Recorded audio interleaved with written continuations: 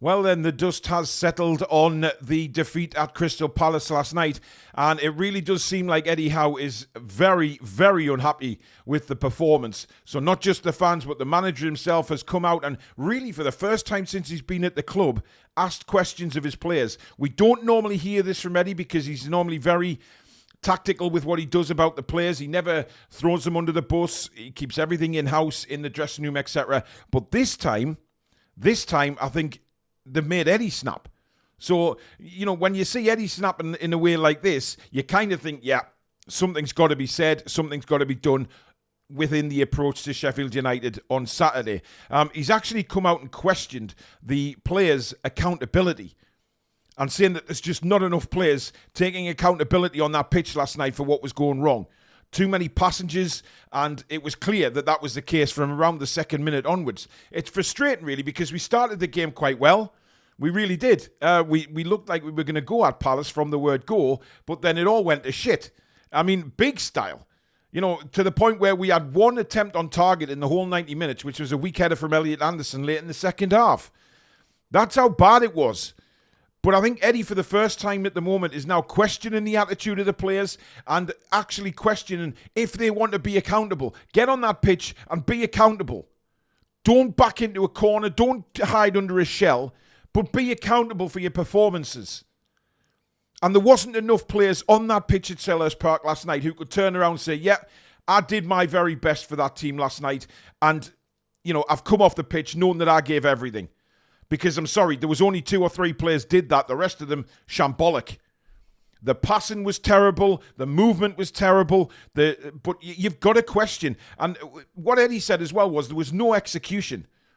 So we sort of watching the game last night, and me and Billy commentating on it, and we see Newcastle getting to the edge of the box and once again refusing to shoot. They want to go wide again and put a cross in. There was no, again, take accountability. But there was no execution. There was no killer instinct. And, when you fall behind 1-0, what we'd have expected last night, and I think everybody did, was for Newcastle United to come out and give it a real go. Say, right, we're getting beat 1-0. However, these guys have played a few games since we last kicked a football, so let's go out there and run them ragged. Yet it was the other way around.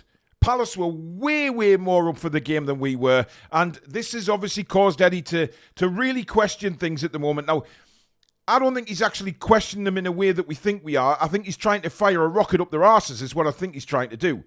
And we haven't seen this from Eddie since he's been at the club. He's not, like I say, he's normally very resolute when it comes to criticism of his own players.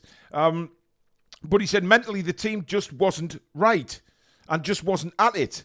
And you wonder why. Why was that team not at it last night? Where was the commitment? Why was there no... where was the effort? Because I didn't see any last night. And I don't think many Newcastle United fans did. We huffed and we puffed at times, but we got absolutely nowhere. And what Eddie said was, tactics come down to the players' attitudes. So he did talk about the tactics, and he said that it's once the players go out there on the pitch, it is down to their attitude to make sure that those tactics are followed through. Now, you cannot possibly say, looking at that game last night, that Newcastle, followed their tactics and did exactly what they did in training and what they worked on. Because we were sitting there last night questioning what the hell was going on. What had they been training on? What was the build up to the game? What were they working on the training pitch? Because we saw none of it. Absolutely none of it. But I tell you what, I'm bloody pleased that he's done this. I really am, because, normally we just think, oh, I wish he'd just lose his rag once in a while. He's been accused of that in the past, and people just want to lose his temper. And he's finally flipped. Because he would have thought going into that game last night, he said they were very, very confident. Very confident because of what had happened against Spurs. They were ready to go. But as soon as they went across that white line, it fell to pieces. And you've got to ask questions of the players' mentality, their attitudes and things like that. And I can bet you bottom dollar that they will come out firing all cylinders on Saturday to put this right. But for me, I'm really pleased that Eddie's come out and said this, and you see real anger in him this time. But let me know what you think. Is he right this time to come out after that performance last night? Because I certainly think he is. Is he right to come out and have a go at his players' mentality and the attitude towards the game? Let me know. Lewis Miley has been expected to do an awful lot this season, given how the injuries have gone and having to step up into things like Champions League, Premier League and play a lot more games than I think Eddie Howe was ever wanting to play him this season. Obviously, when you've got a 17-year-old kid coming through, you want to make sure that you nurture him in the right way. And Eddie's been doing that with Miley. However, with the injuries, he's had to put him in real difficult circumstances. But what Miley has done is he's excelled. You know, he's took it to the next level. Now, Tim Sherwood, I don't agree with everything that Tim Sherwood says, by the way, but I do agree with him on this. He says that Newcastle United have probably saved a lot of money in the summer getting another midfielder in because they don't need it. And I actually agree with him on this. When we did our rebuild show, I didn't really put any midfielders in. I put Jorginho in simply because he's a free. And he's a defensive midfielder, could offer us something, a little bit of a different option for Eddie Howe. However, I'm not going to complain if we don't bring a midfielder in the summer. You look at what we've already got with Tonali coming back, Joelinton coming back, Bruno there, Willock's still there. He needs to pull his finger out a little bit, obviously. And Sean Longstaff, who I think is going to be a good squad player. Now, many people may not agree with that on Sean Longstaff, but I think, if he has been playing with an injury for so long, next season, when we've got so many midfielders back, it won't be much of an issue. He'll be able to rotate the midfield and give Sean games when he feels necessary. I don't think Sean would have played anywhere near the amount of times he has this season had Tonali not been suspended or we hadn't been hit with a whole host of injuries. And maybe because of what happened to Longstaff last season, he would have been out most of this season trying to repair that ankle. But, I really like what Sherwood had to say about him. Says he's a top draw player and a real future of Newcastle United. And I can't disagree with him because Miley has took it to the next level. He's excelled at Newcastle and he's been brilliant for us. And, to say he's 17-year-old, he's got Champions League experience now, Premier League experience. He knows what is going to be asked of him. He knows what he's got to do. Now, for me, Miley needs to go away and, do a little bit of gym work, bulk up, like Elliot Anderson's done. But I really do think Miley can be an absolute force in midfield for Newcastle for years to come. And the fact that we've got so many talented midfielders around him to learn from is even better. The skills he'll be able to pick up from the likes of Bruno, Tonali, Joelinton, Joe Willock to a certain degree. Miley will be looking at all these midfielders and improving his game based on what he's seeing and training with every day. So for me, I totally agree with Tim Sherwood on this one. I'm really looking forward to seeing Miley's future and where he progresses to. As long as he keeps his head down and doesn't get carried away, I don't think he will. I don't think he's that kind of lad, actually. I think he's got a very, very level head about him, and he learns. He listens to the manager, he listens to the coaches, and he's learning. You can see that in his game. And now all we need him to do is continue to do that for the next few years and really excel at Newcastle. Maybe a future international right there if he keeps his head down and keeps things right. But brilliant comments from Tim Sherwood about Lewis Miley. And unfortunately, I'm going to have to talk about injuries yet again because Eddie Howe has come out and said why that we didn't see Tino Livramento on the pitch last night. And it's apparently because he is still injured. Now, this may not come as a surprise to many Newcastle United fans, or it might do, given what we've learnt this season, and lessons clearly weren't learnt. Because Eddie said that he's still struggling with his ankle injury and was only on the bench last night at Crystal Palace in case of emergency.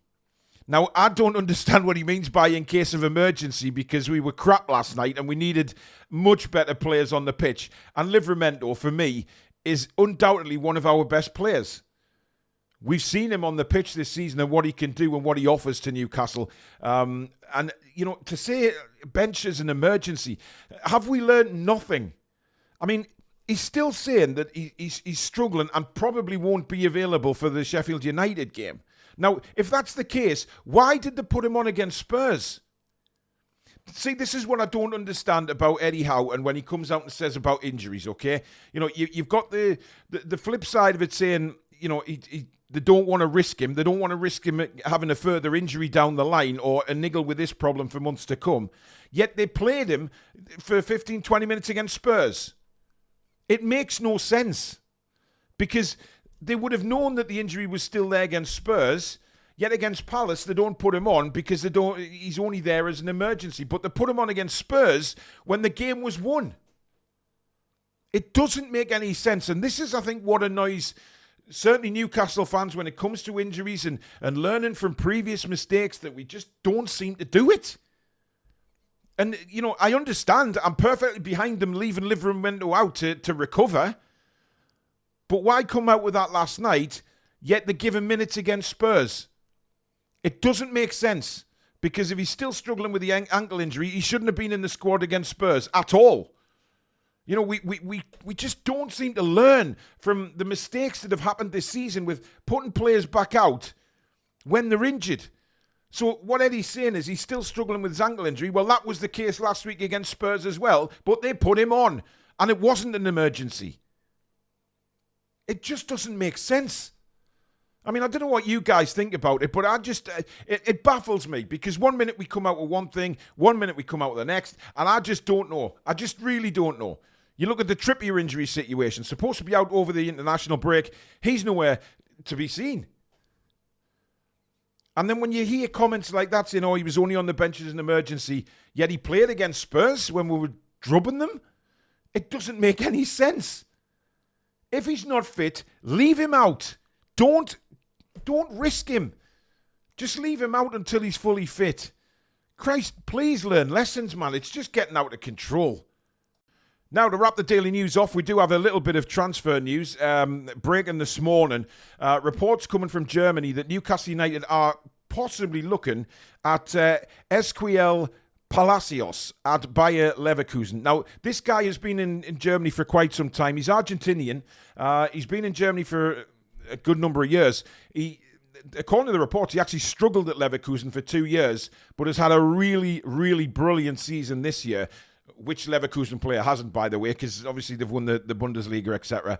But he says that he's learned so much from Xabi Alonso, and now Newcastle United are sniffing around. And again, the report, by the way, states if they're to lose Bruno. So how many times we're going to hear that between now and the transfer window? Obviously millions and millions, guys. It's just going to happen. We are going to be, every single report linking us with the midfielder is going to try and put 2 and 2 together and get 5, because every single report will say, as a replacement for Bruno, who is expected to leave the club. We're going to see it in every single report. So, as much as it pisses us off and tries to ruffle our feathers, I'm going to try not to let it affect me anymore, because I think Bruno will be here next season. I'm really not worried about that situation at the minute, as long as we play a lot better than we did last night at Crystal Palace. That's a certainty. But Palacios, very good player. Very good player. Now, Villa and Manchester City have been alerted to his progress at Leverkusen as well. So, Villa, I mean, look, Villa are going places under Emery. They've fallen a little bit this season, but, they've got a really good future. And Manchester City are Manchester City. So if they decide to go for him, it's very interesting to see what he would do, because obviously the way the City squad is at the minute, would he get first-team football every week? But then again, City have this quality of being able to rotate their squad, and hardly any of the players ever kick off that they're unhappy about not playing, because he rotates that squad brilliantly. But he'd be a mainstay player with us. He'd be a fantastic signing. The thing what he said is he's happy in Germany right now. He doesn't see any reason to talk about his future. He's happy playing with Xabi Alonso and learning under Alonso and bringing his game on. Which I think is very prominent to say. But, it's really not up to him. It depends if we bid, or Villa bid, or City bid. Are Leverkusen going to turn around and say, well, that's the kind of money that we just cannot refuse? There's nothing in the report stating what the transfer fee would be. So we just have to wait and see on that one. But Palacios is definitely on the radar for Newcastle United, should Bruno leave. Not my words, guys. Not my words at all. So don't hammer me for that. But there you go. That is the news done and dusted. Thank you so much for tuning in, guys. If you have enjoyed the video, as usual, don't forget to give it the thumbs up before you leave. So important to the channel. It really is. And if you are new and you like what you see, please do subscribe. It is free to do so. And don't forget to hit the notification bell, which will let you know when we upload videos such as this one, or we schedule in our live shows. If you're watching this on Thursday, then obviously we've got the match review tonight at 7 o'clock. Me, Billy, and Stato will be there tonight to give you our thoughts on the game, a more in-depth look at it once the dust has settled, of course, 24 hours later. And, of course, the player ratings, which you can join in with as well. We've got the match preview for the Sheffield United game tomorrow, and then, of course, match day live again on Saturday afternoon. So lots and lots coming up on the Toon Review. We are extremely busy at the minute, hammering videos and live shows out for you. So please do show your appreciation. Thank you so much for watching, guys, and we will see you very soon. Take care.